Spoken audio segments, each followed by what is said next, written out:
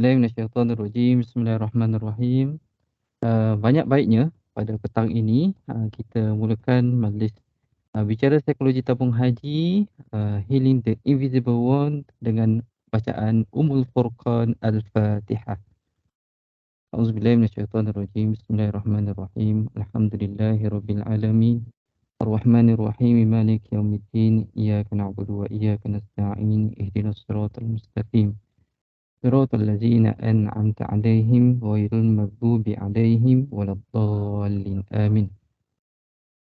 Yang berusaha pengurusan kanan Lembaga Tabung Haji, yang berbahagia Datuk, Datin, Tuan-puan, warga Lembaga Tabung Haji dan juga kaki tangan anak syarikat Lembaga Tabung Haji yang saya kasihi sekalian.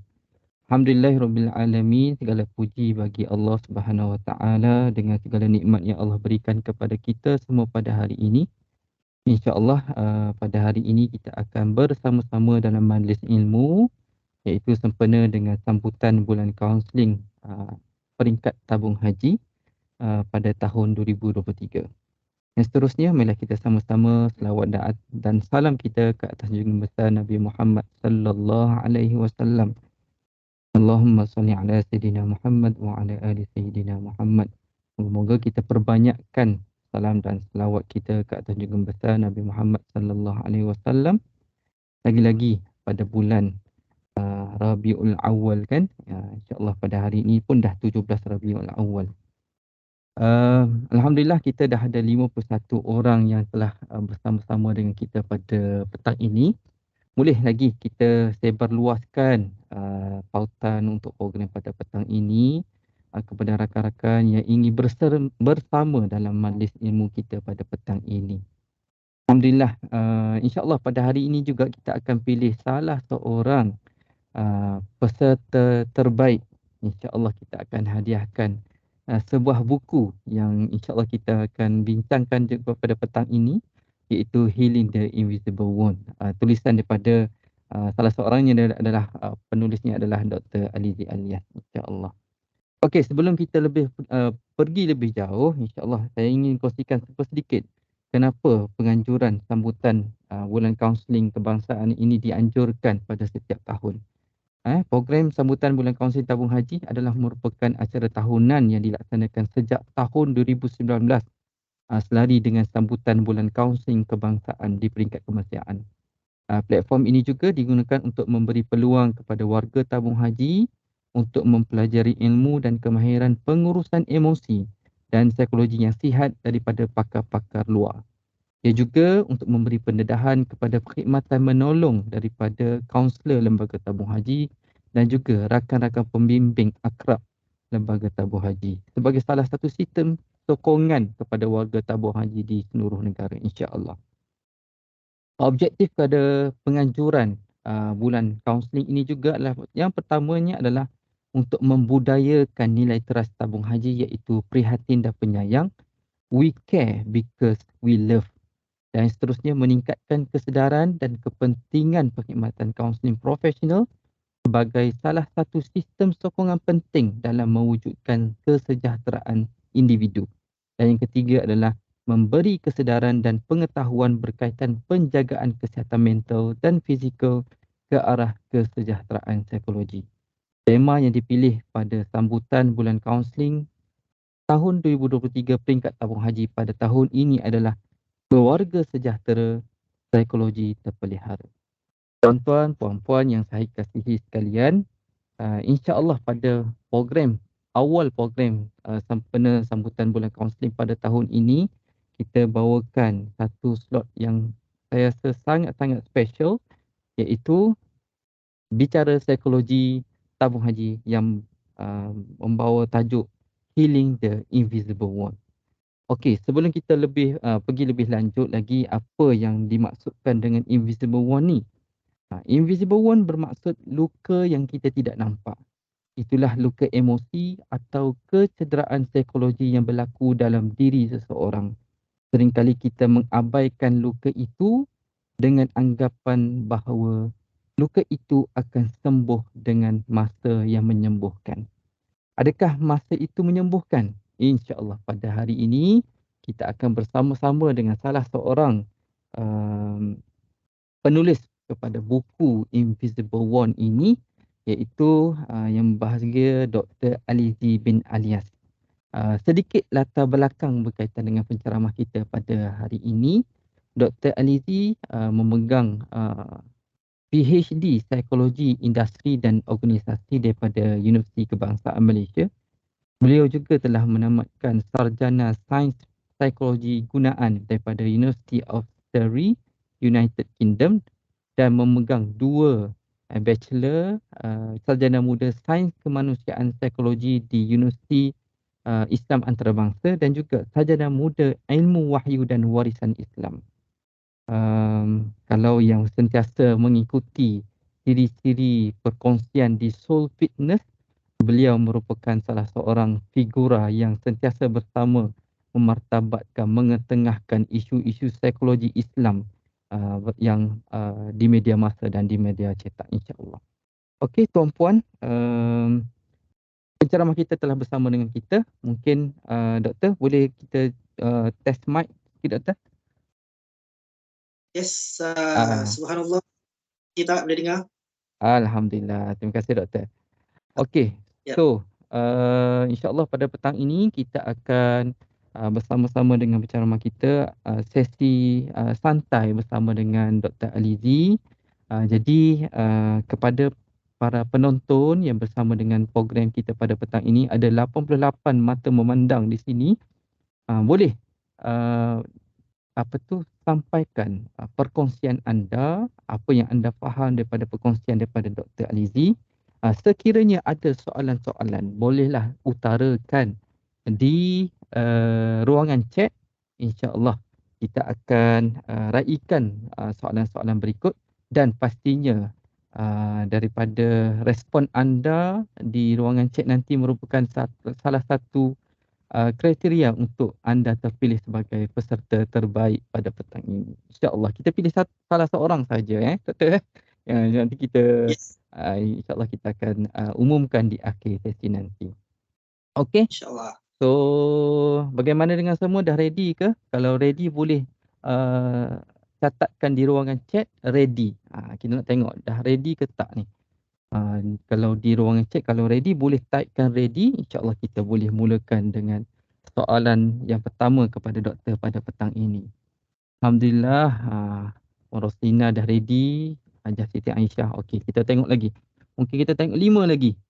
Alhamdulillah. Okey, terbaik. Alhamdulillah. Terima kasih kepada tuan-puan yang telah bersedia untuk kita teruskan pada sesi pada petang ini. Okey doktor, mungkin kita boleh terus kepada soalan kedua doktor, sebab kita dah perkenalkan Boleh? diri doktor tadi. Doktor, Ya. sebenarnya bila saya melihat salah satu makalah yang telah ditulis oleh doktor ini, iaitu Healing the Invisible Wound, saat Al-Quran menyembuhkan kekecewaan, kesedihan, ketakutan dan ketidakpastian.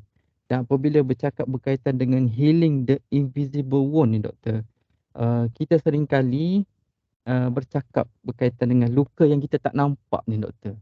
Kalau luka yang kita nampak ni mudah, kita nak pergi jumpa dengan doktor perubatan. Contohnya kalau kita sakit kepala, kita pergi jumpa doktor, doktor pun bagi Panadol untuk mengurangkan kesakitan. Tapi yang luka tersembunyi ni doktor, dia pertama ni tak nampak, dan kadang-kala kita ni tak ambil peduli lebih kepada luka yang tak nampak ni doktor. So boleh tak doktor kongsikan apakah contoh luka-luka yang tersembunyi ni doktor, dan adakah ia boleh dirawat dan ia boleh disembuh? Silakan doktor. Terima kasih banyak. Jazakallah khairan katsira, Cik Hanif. Assalamualaikum warahmatullahi taala wabarakatuh kepada pengurusan tabung haji, jawatankuasa penganjur dan seluruh peserta-peserta Maya. Saya nampak tadi ada dari Bintulu ya, maknanya memang seluruh Malaysia yang hadir ni. Dan Seluruh Malaysia dimaklumkan doktor. anak syarikat pun hadir ya. Ya betul So doktor. terima kasih banyak. Salam kesihatan mental, sebab sekarang ni bulan kesihatan mental, salam counselling. Dan kalau boleh saya sebutkan juga, minggu ni adalah minggu Invisible Illness Week sebenarnya, minggu pertama bulan Oktober.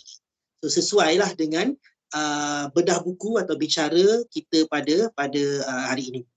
Ya, seperti mana yang disebut oleh Cik Hanif tadi kan, buku tulisan bersama saya dengan dua orang psikiatris, Healing the Invisible Wound, akan berbicara tentang luka yang tidak tampak. Ada juga buku lain ya, kalau yang mungkin ada yang tahu, saya ada juga buku penat yang setahun berada dalam top 10 MPH sejak Oktober tahun lepas sampai September baru ni, baru dia penat dia penat berada dalam top 10, dan pernah jugalah beberapa minggu nombor 1. Ada satu lagi buku, saya tulis satu bab saja, iaitu Aku Dijangkiti Kehidupan 3.0. Bab tu bertajuk Bolehkah pesakit mental cemerlang di tempat kerja. Dia ada 1.0, ada 2.0. Saya tulis dalam buku ketiga lah, satu bab. Ada satu buku lagi yang mungkin anda berminat, bertajuk Memelihara Jiwa. Ia adalah terjemahan buku Al-Balkhi, iaitu ulama dan saintis kurun ke-9 tentang psikologi. So mungkin boleh rujuk media sosial saya untuk tengok dia punya, dekat cover page tu ada pautan untuk mengetahui lebih lanjut tentang keempat-empat buku ini. Facebook ada, Instagram ada, Twitter dah tukar nama X, dan saya BBNU lagi dengan TikTok dan juga YouTube. So baru nak up lah, budak baru nak up. So tak menyerlah lagi lah bab tu. Mungkin ada siapa yang boleh ajar saya nak buat video tapi jangan suruh menari lah, saya tak pandai. Bolehlah ajar saya. Okay. So saya nak cerita pasal soalan ditanya oleh Encik Hanif tadi tentang luka yang tersembunyi, apakah ia dan boleh dirawat ke, boleh sembuh. Dia sebenarnya ada 3 jenis luka yang tersembunyi. Yang pertama, ia memerlukan, saya guna istilah bahasa Inggeris dulu. Yang pertama, ia memerlukan flourishing atau kemekaran. Yang kedua, ia memerlukan healing atau kesembuhan. Dan yang ketiga, ia memerlukan recovery ataupun pemulihan. Yang pertama tadi apa? Flourishing. Ini biasanya luka seperti sedih yang normal, kebimbangan, kerisauan atau keresahan yang normal. Nak mengatasinya, mengurusnya, kita perlukan aktiviti flourishing. Nama lain bagi flourishing, kalau boleh meriahkan ruangan chat, boleh teka, kod-kod dapat hadiah tadi kan. Tengok siapa yang paling aktif. Tulis saja sebab saya boleh nampak kalau anda komen. Kalau anda thumbs up ke, anda angkat tangan pun saya boleh nampak daripada MS Team ni. Nama lain bagi aktiviti flourishing ialah aktiviti kesihatan mental, aktiviti psikospiritual atau rohani, me time, self-care dan sebagainya.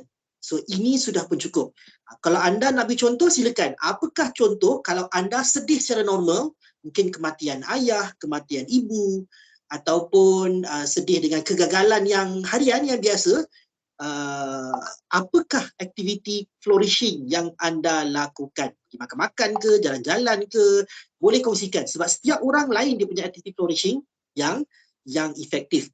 Itu yang pertama, flourishing. Yang kedua, healing. Healing ni biasanya merujuk kepada penyakit mental. Saya fokus pada penyakit mental sebab saya psikologis. Kalau penyakit kanser ke, tersembunyi juga ya. Tapi saya bukan pakar perubatan. Ya, penyakit artritis ke dan sebagainya. Healing di sini merujuk kepada penyakit mental. Contohnya, bukan sekadar sedih normal, tapi clinical depression.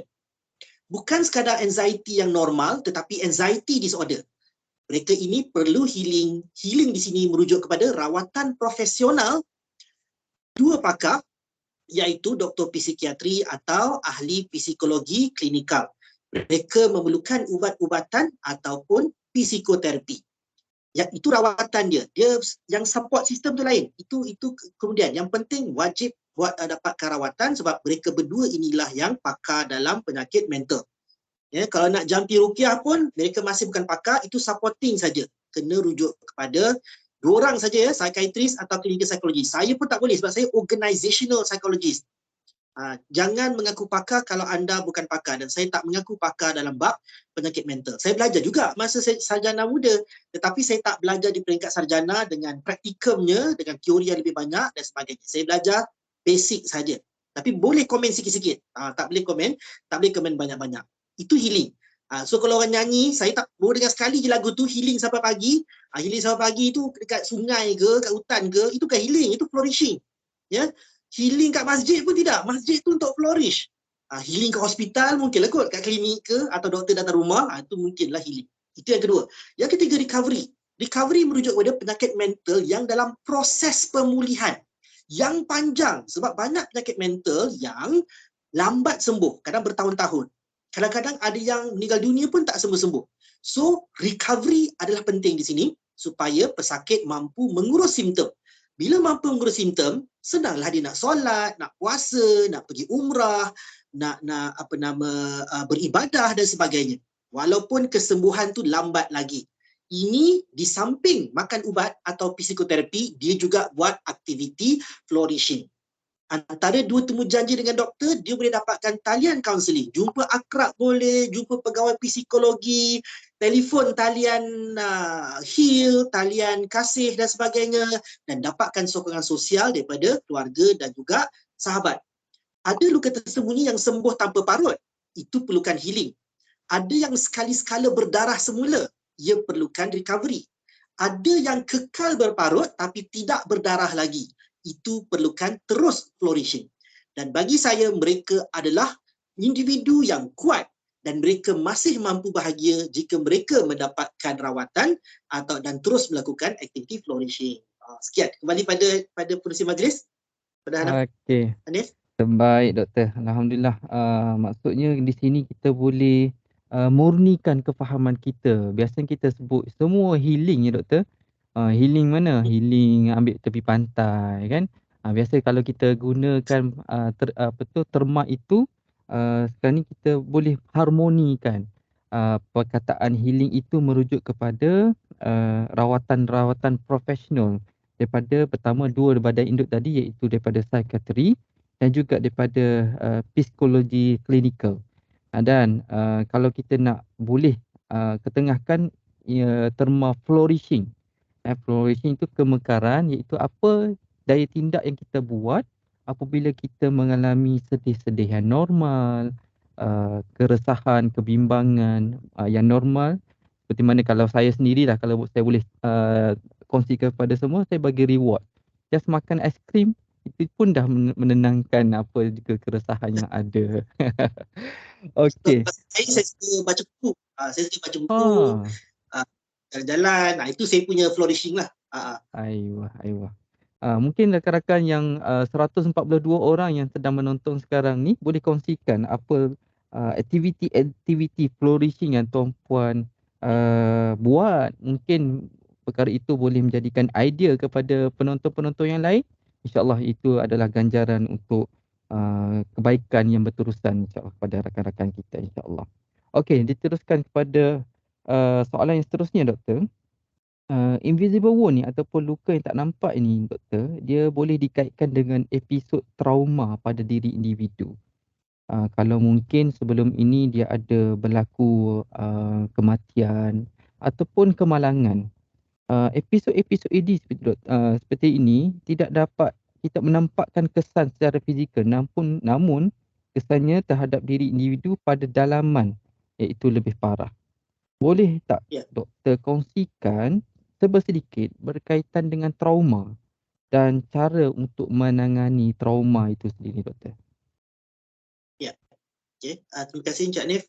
Definisi trauma ni macam yang Hanif sebut tadi, tindak balas emosi sebenarnya apabila kita mengalami kejadian yang buruk. Tadi Encik Hanif bagi contoh kematian, kemalangan. It can be anything dan anda peserta boleh kongsi apa benda yang menyebabkan anda trauma. Trauma normal bukannya sampai post traumatic stress disorder. Itu dah jadi klinikal, penyakit tahap klinikal, penyakit mental tahap klinikal. Memang perlukan rawatan healing lah daripada dua pakar tadi. Bencana alam boleh, penderaan boleh, kegagalan boleh, kecacatan pun boleh, perceraian pun boleh. Especially kalau berlaku pada kanak-kanak. Kanak-kanak ni perkara yang kita nampak kecil pun boleh berlaku trauma yang berkekalan sampai dewasa. Dia punya efek mental dan emosi dia kan. Jika sekadar berlaku kejutan atau shock, sedih, terkenang-kenang peristiwa lama, maka itu adalah trauma yang normal. Yang kalau dalam Quran dan hadis tu kadang-kadang orang-orang soleh, nabi-nabi alaihi wassalam pun boleh berlaku trauma. tapi normal lah yang tak menjejaskan kenabian dan kerasulan mereka. Untuk ini, boleh saja amalkan aktiviti flourishing dan juga psikospiritual. Kalau ada yang nak kongsilah contoh-contoh aktiviti flourishing dan psikospiritual yang biasa kita buat. Ataupun cukup sekadar berjumpa kaunselor untuk mendapatkan bantuan. Kalau jabatan kerajaan tu akrab, tapi akrab bukan kaunselor ya, mereka bukan kaunselor terlatih, mereka tu pembimbing rakan sebaya. Mereka dilatih secara berkala tapi mereka bukan professional counselor. So ada kemungkinan mereka kena amanah kalau masalah anda bukan lagi di bawah skill yang mereka ada. Mereka kena rujuk kepada kaunselor. Kaunselor pun kalau misalnya dah sampai peringkat penyakit mental, mereka kena rujuk kepada 2 pakar yang saya sebut tadi. So kalau sekadar trauma normal, boleh guna activity flourishing atau rujuk kaunselor. Tapi kalau emosi jadi tak menentu, banyak mimpi buruk, banyak flashback peristiwa lampau, termasuk macam real depan mata flashback tu, hubungan bermasalah dengan orang-orang yang disayangi secara berpanjangan, dengan isteri, dengan suami, dengan ibu, dengan bapa, dengan bos, dengan rakan sekerja, hingga berbulan-bulan lamanya, ditambah pula dengan simptom fizikal seperti loya dan sakit kepala, ini mungkin dipanggil PTSD, Post Traumatic Stress Disorder. Sekali lagi, kalau berlaku seperti ini, rujuk 2 pakar tadi apa, cuba terikat dengan chat, saya tak boleh tahu, mana tahu pun dapat hadiah daripada Encik Hanif. Siapa 2 pakar tadi yang boleh diagnosis dan boleh membuat rawatan penyakit mental kalau ada PTSD. Ya. Ada orang bila berlaku trauma, dia tak trigger PTSD, dia trigger PTG, Post Traumatic Growth.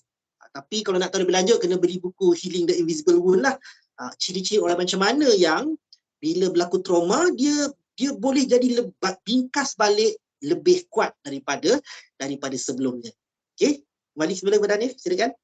Okey, maksudnya trauma tu luas doktor ya.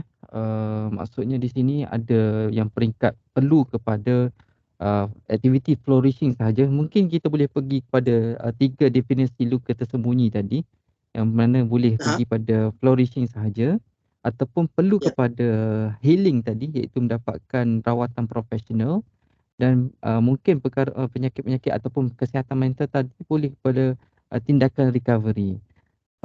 Cuma doktor, bila saya mengikuti membacalah sedikit apa yang terkandung dalam buku Healing the Invisible Wound ni doktor.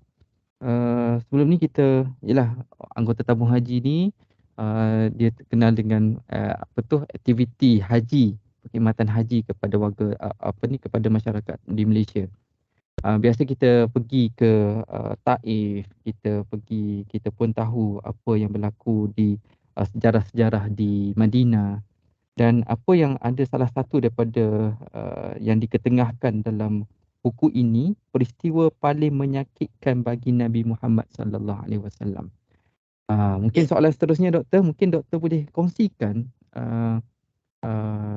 salah satu mungkin daripada hadis daripada Sayyidina Aisyah tadi, kepada peristiwa paling menyakitkan bagi Nabi Muhammad sallallahu alaihi wasallam, sebagai untuk kita jadi pedoman dan insya-Allah kita boleh ambil ibrah daripada peristiwa ini. Itu. Silakan doktor. Terima kasih. Sebut pasal haji, umrah. Ingat ya, haji dan umrah bukan aktiviti healing. Dia adalah aktiviti flourishing. Sebab saya tahu, walaupun saya tidak kendalikan mereka, sebab saya bukan pakar psikologi yang berkaitan. Tadi sebut sebab nanti ikut nak dapat hadiah kan. Pakar psikologi berkaitan itu bukan saya. Tapi saya tahu beberapa orang yang bila dia ingat kalau pergi haji atau umrah dia dapat healing. Rupa-rupanya lebih teruk sebab dia tak dapat rawatan profesional. Sebab dia ada yang berhenti makan ubat bila pergi umrah. Jadi dia tak dapat nak laksanakan umrah dengan baik sebab dia tak makan ubat. So kena bezakan tu ya, healing dengan flourishing. Okey, tadi Hanif sebut, maaf saya panggil Hanif, saya nampak muda sangat. Saya rasa macam saya ni macam pakcik pula. So panggil Hanif saja. Cerita pasal hadis Aisyah yang bertanya kepada Nabi Muhammad SAW, peristiwa yang kalau istilah kita yang traumatik lah yang berlaku kepada Nabi Muhammad SAW. Aisyah radhiyallahu anha menyangkakan mesti peristiwa perang Uhud kot. Dan saya rasa ramai kita pun, kalau saya tanya soalan tadi, agaknya ramai yang sangka Uhud ialah paling traumatik untuk Nabi Muhammad SAW. Sebab pakcik dan saudara sesusu dia, Sayyidina Hamzah bin Abdul Muttalib radhiyallahu anhu, mati dibunuh dengan kejam ketika itu. Tapi rupa-rupanya jawapan yang diberi oleh Nabi Muhammad SAW memeranjatkan Aisyah. Siapa boleh teka? Ke Hanif dah sebut dalam tadi. Siapa yang mengikuti betul-betul dengan betul-betul mungkin teringat Hanif ada sebut tadi. Peristiwa di Taif. Ya, peristiwa di Taif. Sebabnya Nabi Muhammad SAW diejek dan diseksa di Mekah masa tu. Dan baru kematian isteri, baru kematian bapa saudara. Dan baginda pula selalu melakukan kerja-kerja kebajikan kepada penduduk Makkah dan sekitarnya sejak sebelum jadi Nabi lagi. Dan kalau ikut sirah, memang sebelum jadi Nabi, Nabi dah buat kerja kebajikan. Dan Nabi ketika itu sedang orang kata tengah buat geographical scanning nak cari tapak baru dakwah. Dia mengharapkan kaum dia yang dia selalu santuni itu memberi sokongan. Tiba-tiba dakwah baginda ditolak dengan keras sehingga budak-budak pun diminta oleh penduduk Taif membaling batu kepada baginda. Dia lain kat Uhud. Uhud tu kita dah tahu dah bahawa Quraisy tu confirm memusuhi Madinah. Tak boleh harap untuk sokongan dah. Dah jadi satu sempadan yang clear cut antara Madinah dan Makkah. Dan Nabi pun dah ada sistem yang tersusun kat Madinah. Jadi walaupun trauma juga, tapi very clear cut. Tak perlu harap lah orang Quraisy nak sokong aku. Tapi ni alahai. Macam kita lah harapkan keluarga sokong tapi tak sokong. Harapkan kawan sokong tapi tak sokong kan. Jadi kecil hati tu lebih sikit lah agaknya. Tetapi Nabi SAW menghadapi trauma itu dengan sihat. Perasan tak kalau yang baca sirah, ada strangers, orang asing yang memberi makan korma kepada baginda. Stranger ni non-Muslim. Dia kata kat dia punya pembantu bagi makan kat stranger tu. Stranger tu Nabi Muhammad lah SAW. Menunjukkan bahawa ini antara dalil yang kita boleh dapat kalau ada seorang tu tengah emotional distress, kita bagi makan dulu. Kan kalau kisah Maryam bagi makan, bagi minum. Kalau kisah Khadijah, diselimut dulu Nabi Muhammad SAW. Kalau kisah Yunus, bagi makan buah daripada yang berdaun lebar. Nampak tak? Semuanya kita mulakan dengan menenangkan dari aspek fisiologi. Kita ni dididik sejak kecil, tak tahulah di sekolah ke ibu apa ke. Kalau orang tengah emosi, kita marah dia dulu. Ni solat ke tidak ni? Cukup baca Quran tak? Dah bertaubat belum? Banyak dosa kot. Kan? Doa banyak lagi tak mustajab. Tapi sunnah atau Quran dan juga sunnah mendahulukan aspek fisiologi atau baik biologi terlebih dahulu. Betul perasan tak apabila malaikat penjaga gunung menawarkan diri untuk menterbalikkan gunung ke atas kaum Taif, apa Nabi SAW buat? Ni kecil hati ni, trauma, tapi dia boleh mengharungi trauma tersebut dengan matang. Dengan cara menolak tawaran tersebut dan berdoa mengharapkan anak cucu orang Taif akan menerima hidayah. Anda tahu kan bila mereka terima hidayah? Berbelas tahun kemudian, iaitu selepas masa Fathul Makkah. Lama tu, sebab itu masa perang Uhud pun belum nampak lagi anak cucu keturunan orang Taif ni nak masuk Islam. Belum lagi, lama tu, begitu sabarnya. Sebab itu semua kerja kita yang nampak sedikit tu, insya-Allah hasilnya bertahun-tahun kemudian. Jangan putus asa. Dan maknanya kita kena sentiasa memaafkan, walaupun tak lupa sebab trauma kan, tak lupa peristiwa tu, tapi kita memaafkan orang. Kami ajar dalam buku Healing Invisible Wound bukan forgive and forget ya, tapi forgive and move on. Kalau nak tahu lebih lanjut kena bacalah buku Healing the Invisible Wound. Poinnya di sini ialah pentingnya pengurusan emosi ketika awal-awal emotional trigger. Walaupun kita akui sedih, rasa sedih dan kecewa itu tetap kekal. It's okay. Kita kalau mak ayah kita meninggal 10 tahun dulu, kadang-kadang sedih juga, masih sedih kan. Kalau adalah kawan sekolah dulu kan, usik kita benda yang sangat sensitif, kita masih marah kan. Cuma kita dah kawal emotional trigger tu awal-awal dulu. Tak adalah kita marah dia balik ke, mencederakan dia ke, mencederakan diri sendiri ke, dan sebagainya. Itu adalah satu contoh, kalau cukup saya bagi satu contoh tentang bagaimana kisah dalam Quran berkaitan trauma dan bagaimana orang-orang soleh ini termasuk Nabi melaluinya, insya-Allah. Balik semula pada Hanif, silakan. Subhanallah, sungguh cantik apa yang Rasulullah sallallahu alaihi wasallam tinggalkan kepada kita untuk kita kuat menguruskan trauma ataupun isu-isu yang berlaku dengan isu-isu emosi yang berlaku. Um, Seperti mana doktor sebutkan tadi, itu apabila berlaku penting untuk kita urus emosi semasa masa-masa kemuncak ataupun emotional trigger tadi. Kalau kita ambil daripada ibrah daripada sirah-sirah Nabi Muhammad sallallahu alaihi wasallam, lebih banyak menenangkan dalam aspek fisiologi. Maksudnya basic need tu sangat penting untuk kita utamakan di samping perkara-perkara yang boleh membantu kepada uh, Hmm. macam mana nak menghadapi isu-isu emosi tadilah. Okey, kita tengok di ruangan chat doktor. Ah, Tuan-puan kalau sidang penonton sekiranya ada soalan boleh tanyakan di ruangan chat. InsyaAllah kita akan raikan kepada kita akan tanya kalau kepada tak doktor. kita nak tanya soalan kan, kalau tak Ya, betul doktor.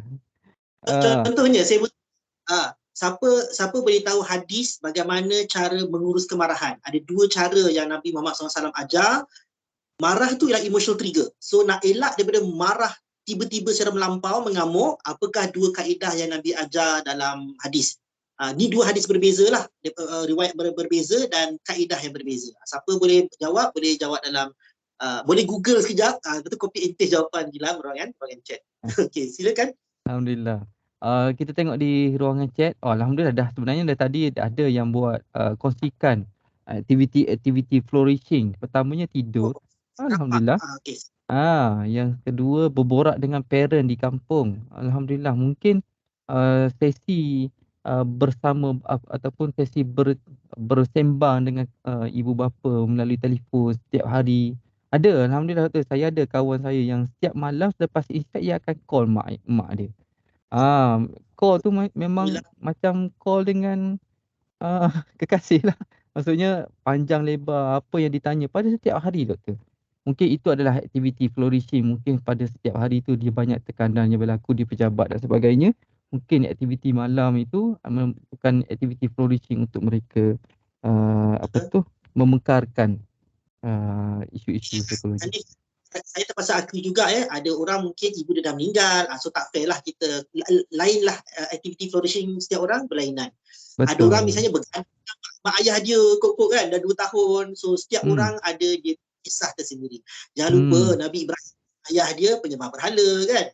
So anak Nabi Nuh pun tidaklah mengikuti sunnah dia. So setiap Nabi pun ada kisah yang lebih kurang dengan kita. So jangan rasa terasing nak compare dengan orang lain. Dia ada ibu bapa, aku tak ada ibu bapa.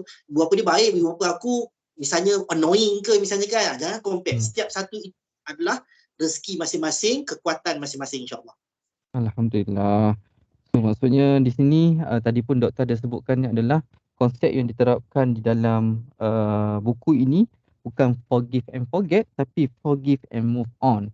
Sebab forget tu sangat bukan mudah untuk kita forget apa yang berlaku dalam kehidupan kita. Yang penting adalah untuk kita melangkah jalan terus ke hadapan iaitu move on dengan apa yang berlaku insya-Allah.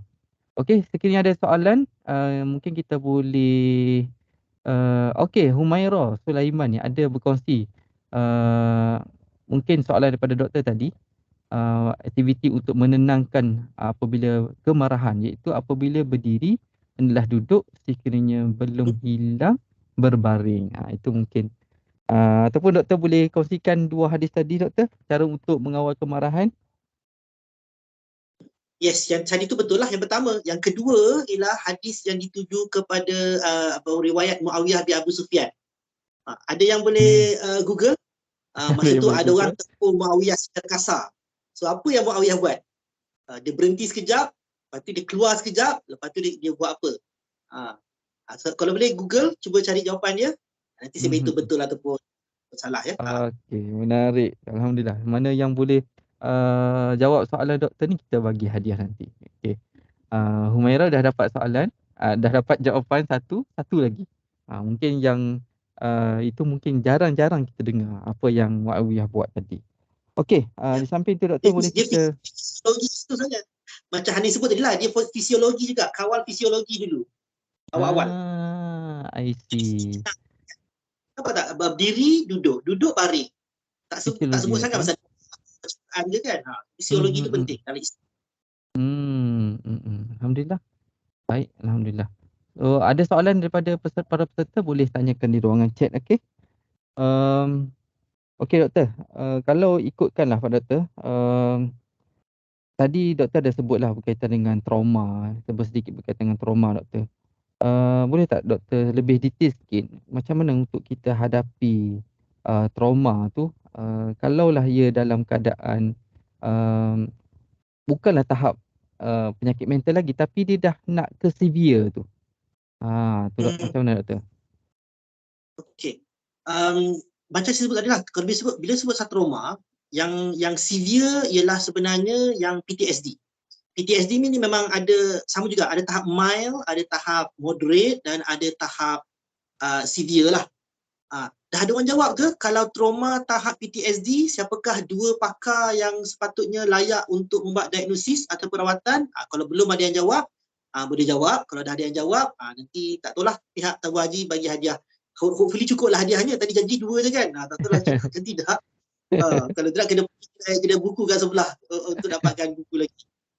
Itu poin saya, kalau sampai peringkat penyakit mental yang sangat teruk ataupun severe, sila dapatkan rawatan dua pakar tersebut. Sebenarnya saya boleh bantu juga, tapi saya tak boleh bagi diagnosis dan terapi. Saya mungkin boleh bantu di tempat kerja. Bagaimana mencegah orang yang berpotensi dapat PTSD daripada mengalami PTSD, ataupun kalau dia dah kena PTSD, bagaimana kita nak mengurus penyakit mental dia supaya tidak jadi lebih teruk. Sebab pesakit mental sebenarnya, macam buku saya ketiga saya sebut tadi, masih boleh cemerlang di tempat kerja. Jika sekiranya majikan dan rakan sekerja memberi sokongan yang bagus dan mewujudkan suasana yang mesra kesihatan mental. Ya, tapi kalau rawatan, dua pakar tadi saja ya. Kalau trauma tahap normal, anda boleh belajar untuk forgive and move on. Okay. Kalau dia dah sampai peringkat penyakit mental, dia kena dapatkan rawatan dulu, lepas tu dapatkan latihan untuk forgive and move on. Bukan forgive and forget macam Hanif sebut tadi lah. Sebab apa? Peristiwa trauma memang sukar dilupakan. Sangat sukar. Kalau Nabi SAW tadi banding antara Uhud dengan Taif, peristiwa Taif lagi trauma. Tapi bukan kata perang Uhud tu tak trauma, trauma juga. Sebabnya nanti cerita, kalau yang bagusnya Nabi Muhammad SAW ni, dia tidak menafikan emosi dia. Sebab kadang-kadang kita tak tahulah dia ajar sejak zaman sekolah ke, ibu bapa ke, kita diajar untuk menafikan emosi negatif. Iaitu, tak elok sedih-sedih, jangan marah. Kita tak dibenarkan untuk ekspresi kita punya emosi negatif. Sedangkan Nabi Muhammad SAW belajar menerima, melabel dengan tepat emosi baginda dan meluahkannya secara sihat. Ya, ada hadis kalau anda pernah dengar ketika kematian anak baginda Ibrahim, Nabi Muhammad SAW kata, aduhai sedihnya hati ini kerana-Mu, wahai Ibrahim. Tapi kami tak mengatakan sesuatu kecuali yang diridhoi Allah. Tapi kami tetap rasa sedih. Sebab tu dia mulakan dengan mengakui sedih, tengahnya dia kawal diri dia cakap benda yang diridhoi Allah saja, tapi dia akhiri dengan tetap rasa sedih.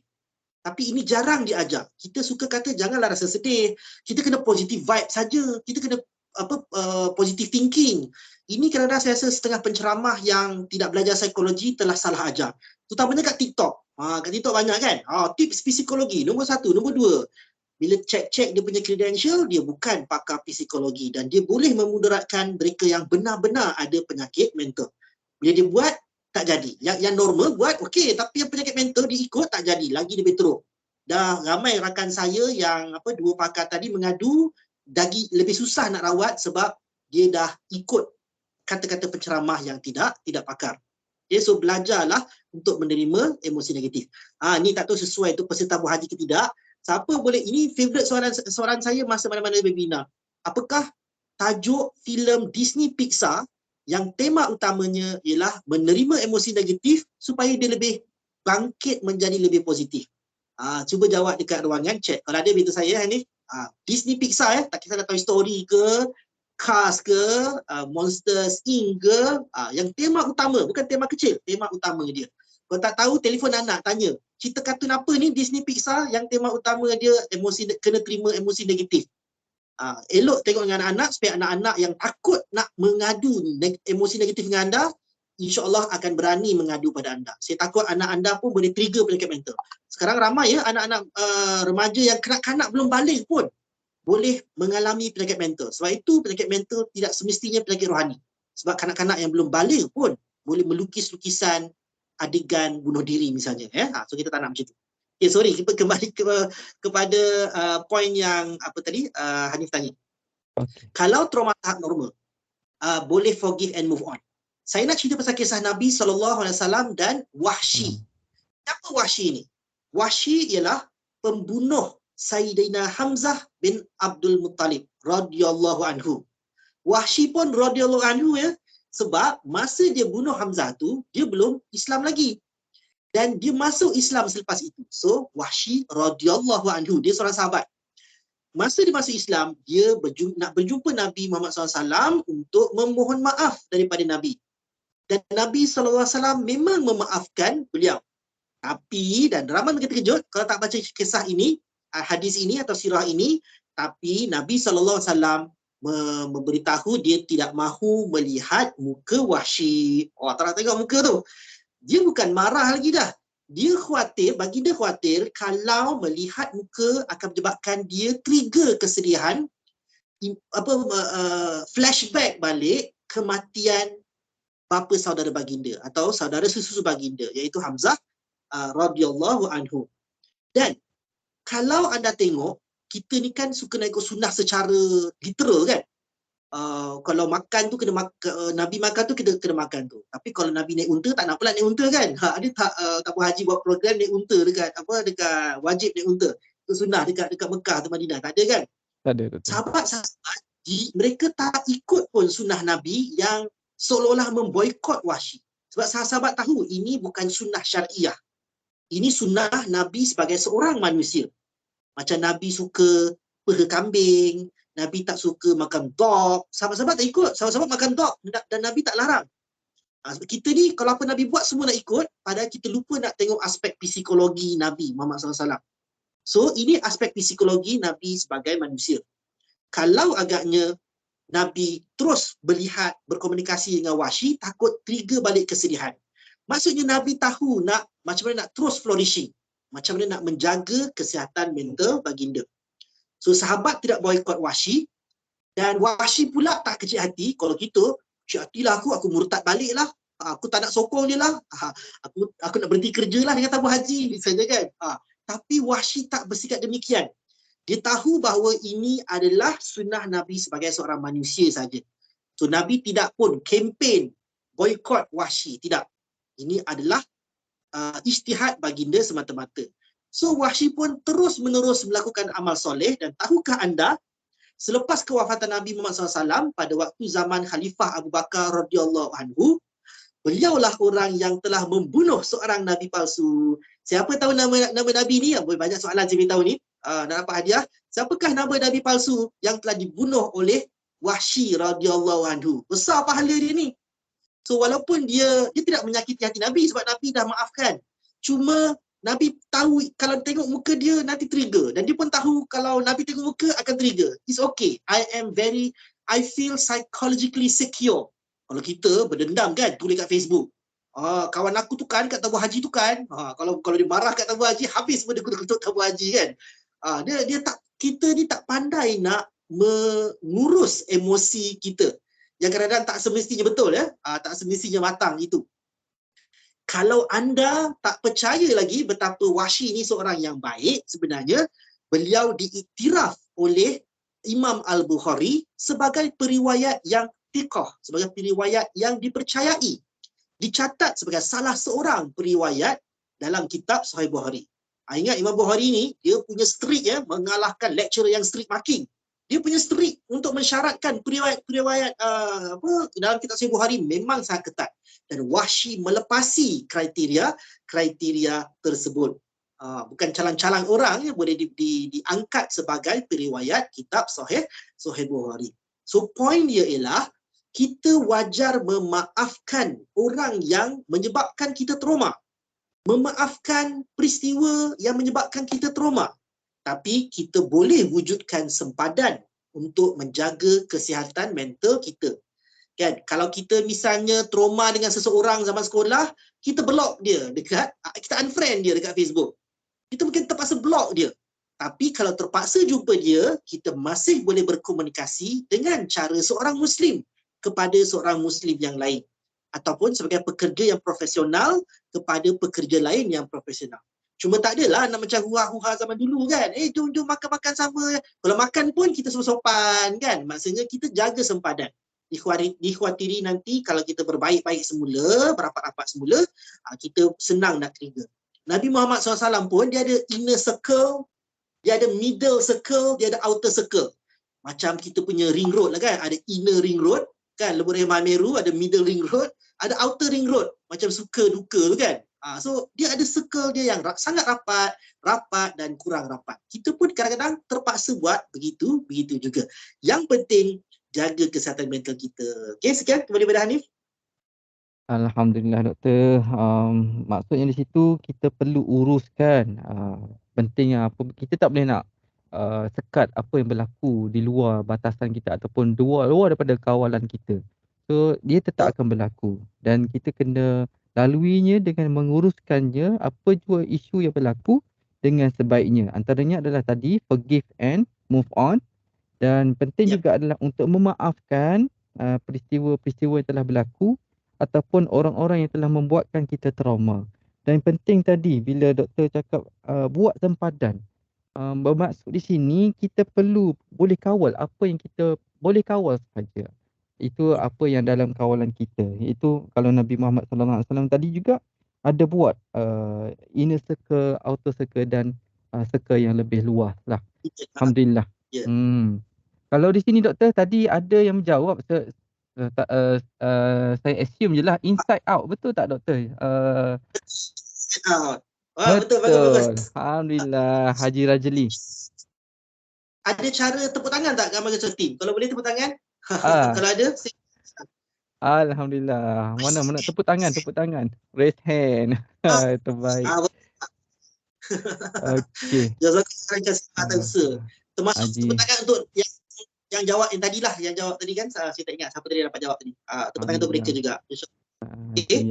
Haji Mustafa Kamal ada kongsi tadi inside out juga.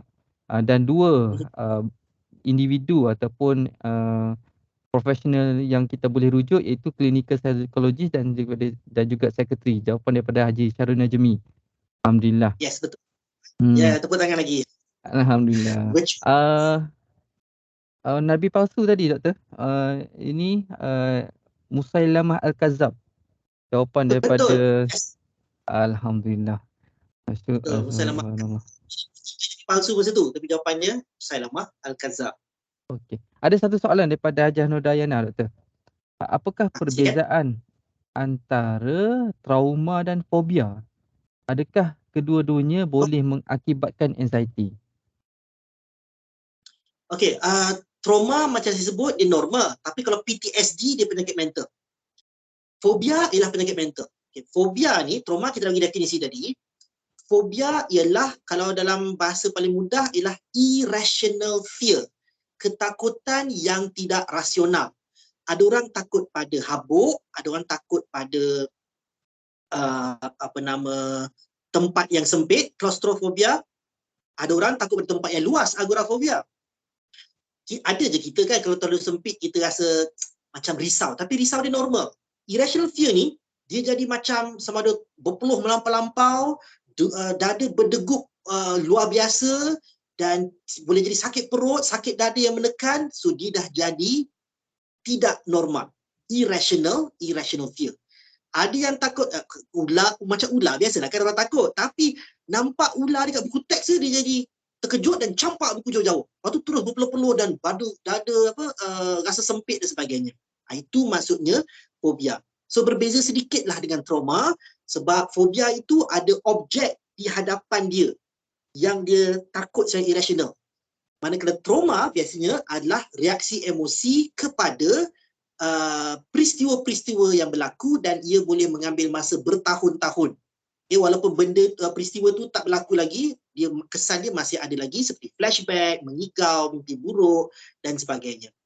Ya. Sama ada dia boleh mempengaruhi anxiety atau tidak, itu bergantung. Ada orang mungkin tak ada simptom anxiety, tapi ada orang mungkin ada simptom anxiety. Cuma fobia ini diletakkan di bawah generic term anxiety lah. Cuma saya takut orang yang bertanya ni maksudnya anxiety sama ke macam anxiety social anxiety ke, general anxiety ke? Tak, dia itu adalah specific type of anxiety. So fobia juga adalah specific type of anxiety kepada objek tertentu. Wallahu a'lam. Ya, Alhamdulillah. So kita boleh faham apa ya mungkin doktor? juga tengok kepada kesihatan dua orang pakar tadi, mungkin juga dia ada dua-dua. Dia ada fobia dan juga anxiety disorder, dia ada fobia dan juga PTSD. So itu berasinganlah dengan diagnosis yang berasingan. Bila ada lebih daripada dua penyakit mental, istilahnya lah comorbidity. Itu istilah dia. Berlaku dua penyakit mental dalam satu individu, dia panggil comorbidity. Itu kena tanya dua pakar dia, saya tak boleh jawab secara detail. Okey, silakan. Baik, Alhamdulillah. Maksudnya di sini kita kena clear fobia itu adalah lebih severe daripada trauma dan ia perlu kepada pengesahan lanjut daripada diagnos lanjut daripada dua profesionalisme tadi, iaitu ahli psikiatri dan juga psikologi klinikal. Alhamdulillah. Ada satu soalan lagi doktor. Jangan bandingkan PTSD, banding yang normal. Ya. Bandingkan dengan trauma yang normal tadi doktor ya? Yes. Okey. Seterusnya soalan seterusnya daripada Hajah Nur Razimah. Bagaimana cara menyokong atau support seseorang yang trauma? Sebab ada masa terasa berlebih-lebih kita support tu doktor. Oh, berlebih-lebih kita support ke berlebih-lebih dia trauma? Lebih-lebih Berlebih kita support. Kita support. Faham. Caregiver. Saya bayangkanlah soalan ni datang daripada penjaga atau caregiver seperti ibu atau bapa atau adik-beradik ataupun sahabat baik kepada mereka yang ada PTSD. Kalau trauma sahaja, sebenarnya tak payah sangat. Tidaklah sukar untuk memberi support system. Macam saya kata tadi, ajak pergi makan-makan pun dah okey, ajak pergi jalan-jalan. Dan bila dia selesa dengan kita, dia boleh nak mengadu. Dan kita tak perlu bagi nasihat pun. Kita boleh jadi pendengar yang baik saja. Kan? Kalau ada perasan, Khadijah binti Khuwailid radhiyallahu anha, bila Nabi pulang daripada Gua Hira, dan kisah ni ada dalam buku Healing the Invisible Wound, beliau, Khadijah, tidak pun bagi nasihat sangat. Ya? Beliau selimut dulu, kan, fisiologi kan, selimut dulu, lepas tu mendengar tanpa penyampuk, kemudian dia bukan bagi nasihat. Dia memberi sokongan untuk menguatkan konsep kediri Nabi. Kadang-kadang setengah penceramah dia merendahkan konsep kediri. Kau ni banyak dosa, kau kena banyak bertobat, kau ni tak cukup beribadah. Khadijah lain. Khadijah kata, kau banyak memberi makan tetamu, kau banyak membantu anak yatim. Nampak tak beza kita dengan Khadijah? Sebab tu saya kata kita ni telah dididik untuk memandang rendah orang, memberi tazkirah yang judgemental. Kita lupa sunnah sebenar dalam Quran dan juga dalam hadis. So, beri sokongan emosi kepada mereka yang trauma. Okay, kalau dia ada PTSD pula, ia ni cabaran dia lebih sikit. Anda kena pujuk dia untuk mendapatkan healing dia kan, rawatan. Kalau sekadar trauma biasa, ajak dia pergi flourishing. Kalau misalnya PTSD, kena ajak dia, yakinkan dia untuk berjumpa pakar. Tapi saya faham, nak yakinkan mereka, terutamanya yang dewasa, yang tak mengaku dia ada PTSD, sangat sukar. Oleh itu, terus bina kepercayaan. Macam dakwah Nabi Muhammad SAW, mana ada dia terus Islamkan orang? Tak semua macam Abu Bakar. Ada seorang macam Abu Sufyan, berpuluh-puluh tahun baru dapat hidayah. Tapi Nabi terus berdakwah kepada beliau. Dan Abu Sufyan ni hati dia baik. Kalau anda baca sirah, dia very honest. Bila Raja Heraklius bertanya pasal Nabi, ada orang pula macam Abu Jahal lah, memang tak nak terima sampai mati. Sampai dia mati dekat perang Badar. Ada orang macam Abu Talib. Ini sebenarnya rasa dia ni sepatutnya senang dengan cakap. Rupanya susah juga nak diberi hidayah. Nampak tak? Allah hantar pada kita manusia yang berlainan karakter. Seperti Abu Bakar, Abu Jahal, Abu Sufyan dan Abu Talib. Anda kena terus bersabar. Allah tak tanya sama ada anda berjaya bawa mereka jumpa pakar. Tapi Allah tanya, apakah sikap anda dalam berdakwah dan bertarbiyah kepada orang yang memerlukan. Kadang-kadang hidayah tu datang tak disangka-sangka. Tiba-tiba je dia tengok anda baik juga dia. Berminggu-minggu anda sabar dengan dia. Tiba-tiba dia nak jumpa doktor. Boleh tak teman aku jumpa doktor? Temankan dia seperti mana Khadijah menemani Nabi Muhammad SAW berjumpa dengan Waraqah bin Naufal. Bukannya kau pergilah seorang-seorang. Tak, kita teman dia. So, anda kena terus, kalau boleh cari help guide saya, www.helpguide.com, iaitu panduan untuk caregiver, family dan friends bagaimana hendak berhidup bersama mereka yang ada penyakit mental. Satu guide yang jangka pendek pun ada, jangka panjang pun ada juga. Wallahu a'lam. Baik doktor, perkongsian daripada doktor sebenarnya banyak membuka mata kita, membuka idea-idea kita untuk kita lebih memberi sokongan yang lebih orang kata sampai kepada mereka-mereka yang diuji untuk kita kembali ataupun lebih baik dari segi sudut kesejahteraan psikologi dan juga kesihatan mental. Alhamdulillah kita telah mengikuti konsep ini kurang lebih 1 jam ni doktor. InsyaAllah kalau ada soalan lagi daripada Haji Riwan, adakah anxiety boleh diubati? Seperti makan ubat ke? Macam tu. Anxiety Ya. tadi. Saya assume soalan tu tentang anxiety disorder lah ya, kecelaruan anxiety ataupun kecelaruan kebimbangan, kecelaruan keresahan. Ya, dia boleh dirawat dengan makan ubat, tapi saya galakkan di samping makan ubat, jumpa juga dengan doktor psikiatri, satu-satunya yang boleh bagi ubat. Di samping itu, dapatkan jalani psikoterapi daripada ahli psikologi klinikal.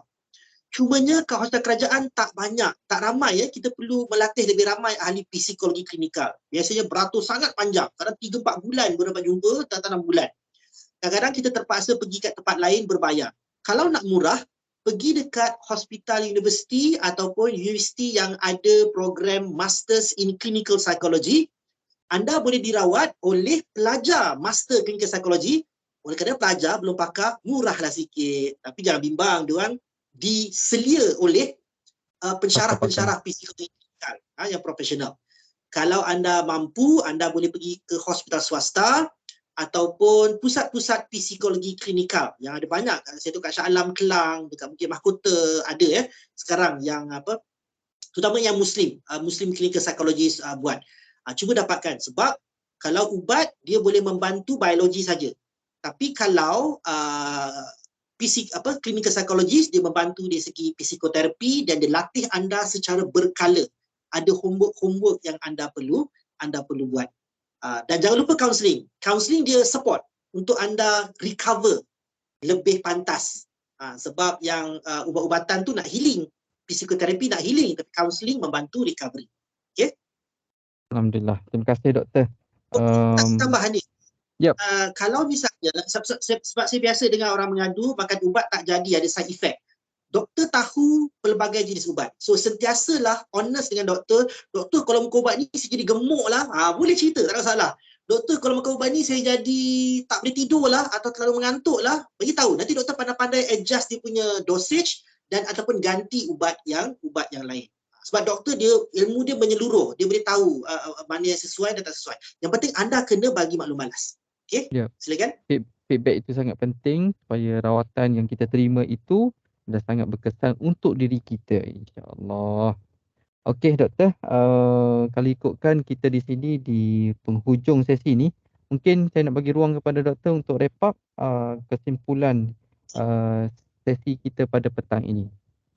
Sila doktor. Okey, boleh. Saya nak cerita tujuan buku ini ditulis. Pertama, kami nak tunjuk bahawa Quran dan sains adalah berintegrasi. Quran adalah ayat Allah dalam kitab dan sains adalah ayat Allah di alam dan juga dalam diri manusia. Kami nak membuang stigma bahawa psikologi atau psikiatri Islam ni kononnya hanya tentang kerohanian lah, tentang ibadah lah atau tentang jampi ruqyah semata-mata. Padahal ia meliputi pendekatan biologi, psikologi, sosial dan spiritual. Saya sempat bagi beberapa contoh tadi yang ada aspek biologi sikit, ada psikologi sikit, ada aspek social support sikit dan juga spiritual. Secara umumnya kalau biologikal ini makan ubat, jaga pemakanan, senaman, tidur yang cukup, teknik pernafasan yang betul dan gaya hidup yang sihat. Kalau boleh pekerja lelaki misalnya jangan isap rokok. Sekarang perempuan pun ada kan isap rokok. Vape tak boleh, jangan. Dadah jangan. Itu biologi. Psikologi pula dapatkan kaunseling, psikoterapi, buat aktiviti flourishing dan belajarlah fiqh orang sakit. Ada banyak mufti dan ustaz yang dah mula menelusuri menelusuri psikologi orang yang sakit mental dan mereka ada hukum rukhsah ataupun keringanan yang tertentu.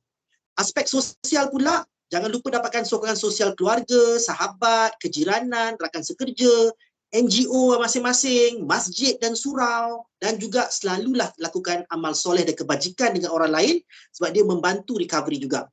Dan aspek spiritual, jangan lupa akidah yang salim, akidah yang sejahtera, ibadah yang sahih berdasarkan hadis-hadis sahih, akhlak yang karim ataupun sifat mahmudah. Dan of course, jangan lupa juga jampi ruqyah berasaskan Quran dan hadis yang sahih.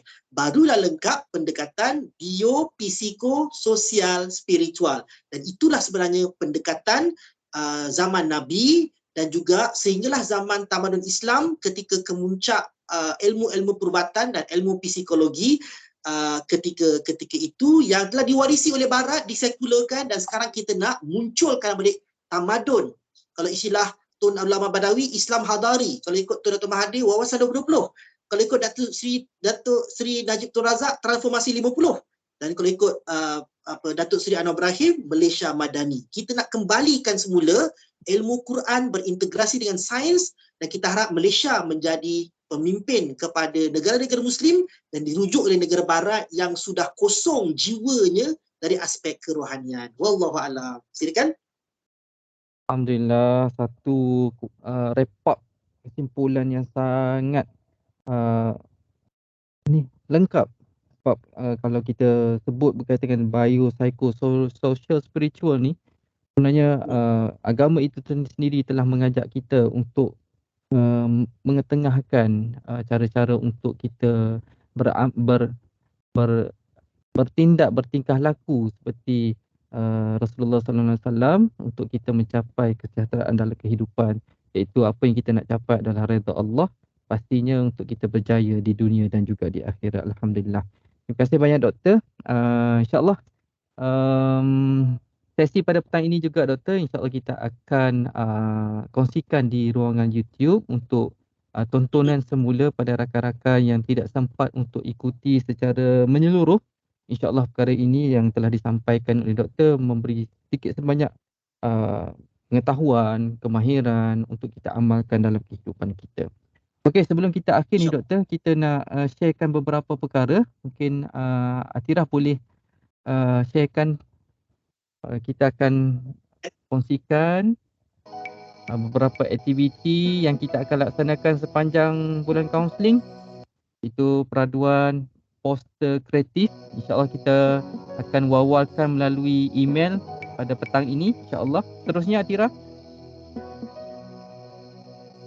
insyaAllah kita akan lancarkan juga ujian psikometrik.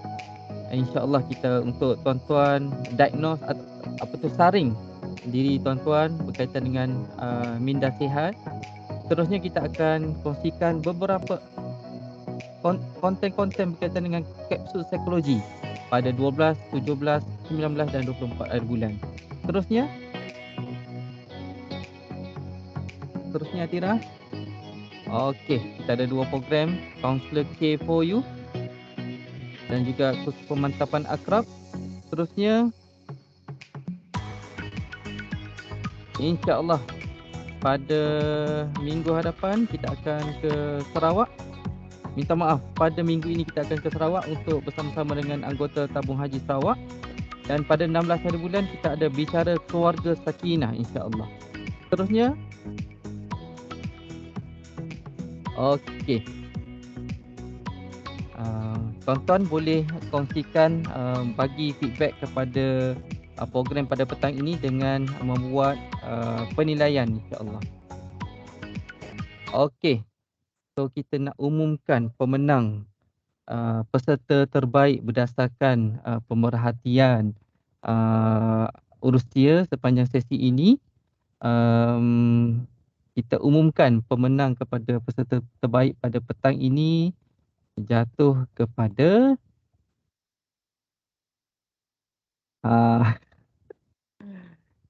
jatuh kepada apa ni? Humaira binti Sulaiman.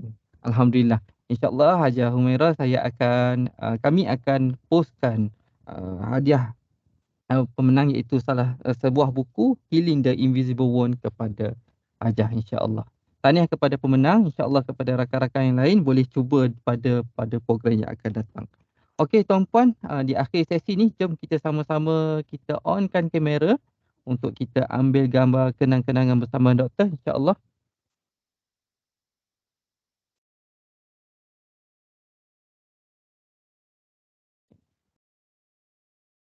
Okey, boleh onkan kamera. Sekejap saya stop spotlight. Okey. Alhamdulillah ramai doktor tadi sehingga akhir tadi ada 186 orang bersama dengan kita tadi doktor. Alhamdulillah Ramai. ramai pada petang ini. Okey, mana yang lain? Boleh onkan kamera lagi? Azizul tu. Ada kawan yang kenal saya, raise hand. Kukuk ada saudara ke, ada rakan-rakan ke. Kokak. Okey. So, ready? So, kita buat formal dulu. Alhamdulillah. Okey, ready. Atira boleh bantu? Okey. Okey. Alhamdulillah. Jom kita buat thumbs up sikit. Terbaik. Alhamdulillah. Okey, terbaik. Terima kasih semua. Moga-moga sesi pada petang ini sangat memberi inspirasi, motivasi kepada kita insya-Allah pada masa akan datang untuk kita lebih maju, lebih baik pada hari-hari mendatang insya-Allah. Dan di akhir kata kami di peringkat pihak Rustia mengucapkan ribuan terima kasih kepada Dr. Alizi Alias dengan perkongsian yang telah diberikan pada petang ini membincangkan tajuk Healing the Invisible Wound. Dan kepada rakan-rakan para peserta pada petang ini, terima kasih banyak-banyak. InsyaAllah kita membudayakan kesihatan mental dalam kehidupan kita dengan lebih baik dan menguruskan emosi, psikologi kita dalam keadaan yang lebih baik pada masa akan datang. InsyaAllah. So di akhir ni, jom kita sama-sama kita tangguhkan sesi pada petang ini dengan sama-sama kita membaca tasbih kafarah dan surah Al-Asr. Subhanakallahumma bihamdik asyhadu an la ilaha illa anta astaghfiruka wa atubu ilaik. Wal 'asri innal insana lafi khusr illa alladziina aamanu wa 'amilus shalihat wa tawassaw bil haqq wa tawassaw bis sabr. Okey, terima kasih pada semua. Insya-Allah kita berjumpa lagi. Terima kasih doktor. Sama-sama. Assalamualaikum. Assalamualaikum. Waalaikumsalam Warahmatullahi. warahmatullahi.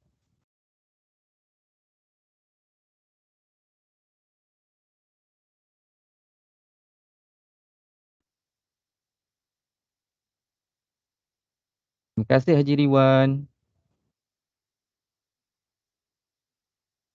Azizul, terima kasih Azizul.